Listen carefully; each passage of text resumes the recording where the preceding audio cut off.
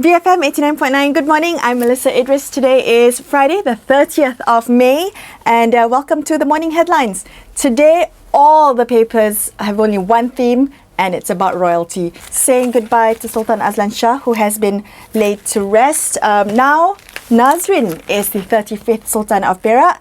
It's now Sultan Nazrin. Going through the papers, we've got Harian Metro also on the front cover. Sinar Harian also says Raja Nazrin now naik takhta. Utusan now also has the same story. Not Raja Nazrin, but Sultan Nazrin now.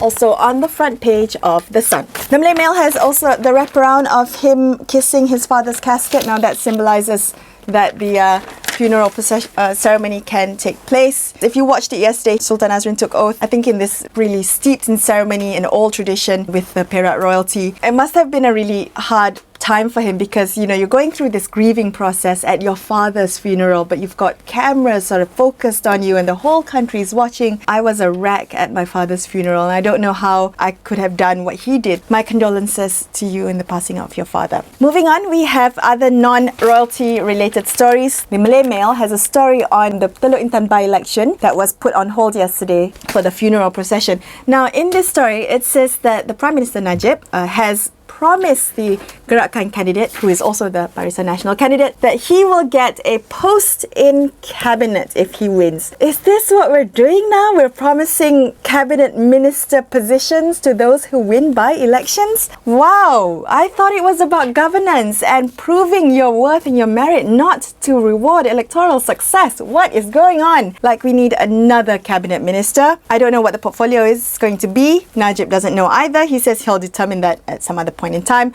but it is also because Gerakan doesn't have a representative on the cabinet, so this could be one of the reasons to reward good performance in a by-election.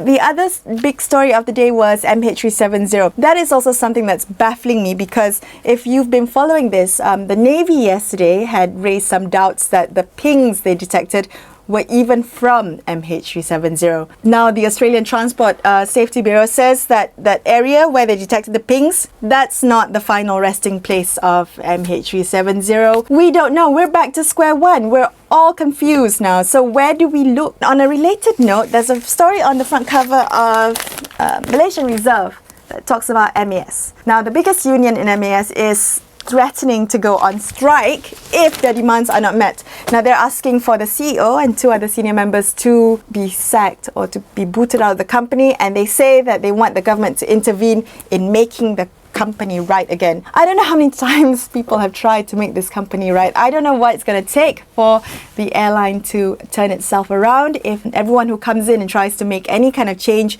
is met with resistance from the unions. Granted, they're trying to keep their livelihoods, but at what cost to other people? This company's bleeding money. I don't know if we can turn this airline around. It's a question of national pride as well. That's all I have for you today. I'm going to leave you on that note for the weekend. I will be back with you on Monday, covering for Sharad the whole week. He's away. But yeah, have a great weekend and come back next week. I'm Melissa Idris for the morning headlines on BFM 89.9.